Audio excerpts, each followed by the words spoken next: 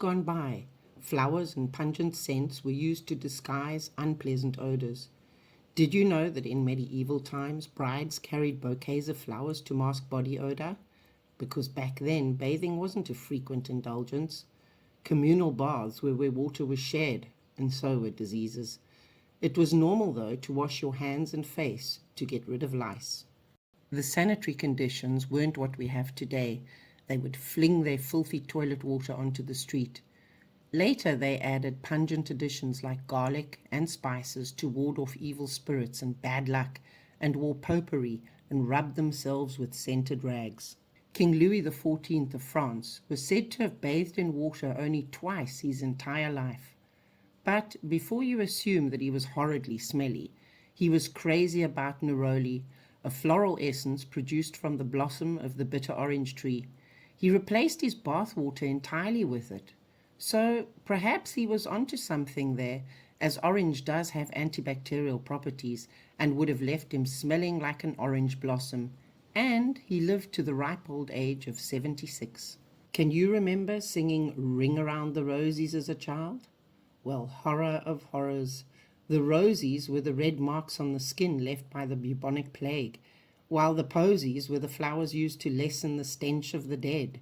The sneezing meant you were sick, and we all fall down, you were dead. That brings us to our fragrant and healing tree, the wild camphor. The Latin name sounds like a wicked dinosaur, so I'll put it up on the screen, as I have no intention of embarrassing myself. And then all the other names it goes by. This tree is one of the hardiest indigenous trees to be found on the coastal regions of the Cape. It can withstand the wild winds and the dry summers, growing in subsoil conditions. This little superman of a tree has silvery grey leaves, not unlike an olive tree, a weathered old man trunk, and girly fluffy flowers. Those fluffy flowers give it its common name of poor man's cotton, and it was used to stuff pillows. It induces a deep sleep and has an active insect deterrent which lasts up to 10 hours. Wild animals in Africa and elsewhere in the world often rub themselves up against bushes.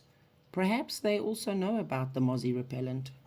The wood of the camphor is dense, which makes it fire and termite resistant, and it's also great for making musical instruments. Farmers use young camphor leaves to mix into their animal fodder, as it's said to have a high protein content. The medicinal benefits of camphor are treating fevers, wounds, sensitive skin, sunburn, cuts, sore muscles, and it's a natural preservative added to body and skincare creams. Inhaling the smoke from burning leaves clears headaches and the sinuses. And a camphor leaf tree treats coughs, toothache, bronchitis, and abdominal pain, while the oil is used in the perfume industry to add a manly scent and acts as a deodorant. From where I am, if I don't leave this place, I know I just can't. So oh, oh, oh, oh.